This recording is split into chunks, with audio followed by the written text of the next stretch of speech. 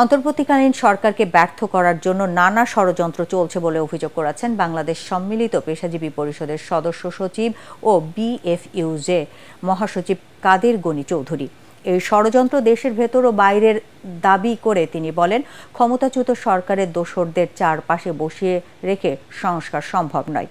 New ইয়র্কে অনুষ্ঠিত মতবিনিময় সভায় তিনি এসব কথা বলেন। বিএনপির এই কেন্দ্রীয় নেতা বলেন, অন্তর্বর্তীকালীন সরকারের গুরুত্বপূর্ণ পদে বসে আছে ফ্যাসিবাদের দালালরা। ডিসি হিসেবে যাদের নিয়োগ দেওয়া হয়েছে তাদের অনেকেই ফ্যাসিবাদের দোসর। সচিব, উপদেষ্টাদের পিএস, এপিএস সহ গুরুত্বপূর্ণ পদে নিয়োগপ্রাপ্তদের প্রায় সকলে শেখ হাসিনার আস্থাভাজন বলে দাবি করেন তিনি। কাদের গনির আশঙ্কা, এদের না সরালে ফ্যাসিবাদ আবারও দেশে ঢুকে পড়বে। শহীদ তৌহিদ স্মৃতি সংসদ এই মতবিনিময় সভার আয়োজন করে।